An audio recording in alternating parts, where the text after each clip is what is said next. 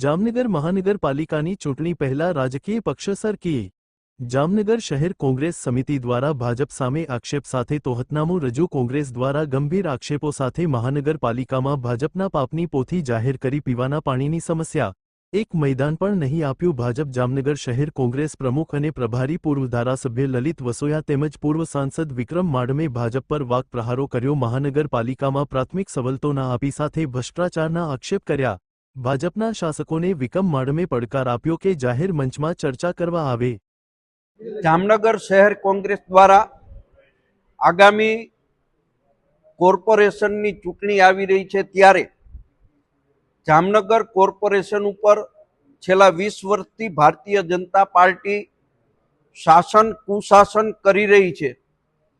એમની સામે કોંગ્રેસ પાર્ટીએ તોહમતનામું ચાર્જશીટ આજે લગાવી છે। જામનગરની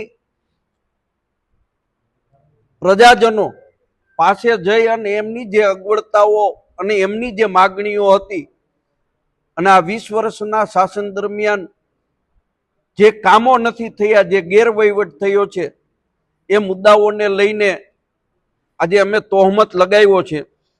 હું આપને પહેલા મુદ્દા ઉપર જ વાત કરું તો આ જામનગર શહેરની અંદર આખાએ વિશ્વને ખ્યાતનામ ક્રિકેટરો આપ્યા છે।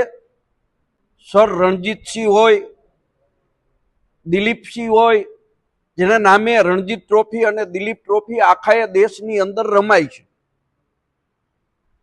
અનેક ક્રિકેટરો વિનુ માકડ હોય,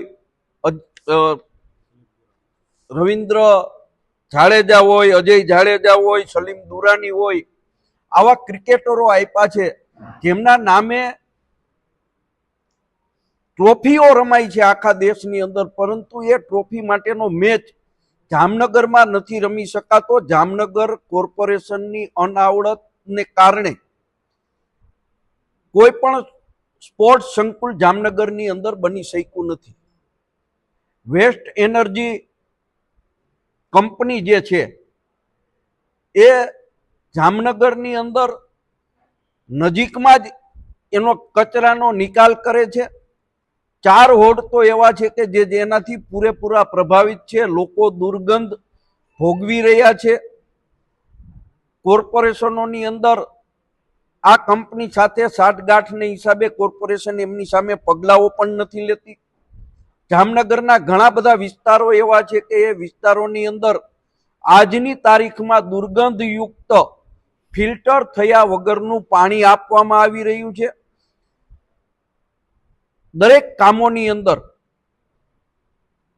8% થી લઈ અને 40% સુધીનો ભ્રષ્ટાચાર કરવામાં આવી રહ્યો છે।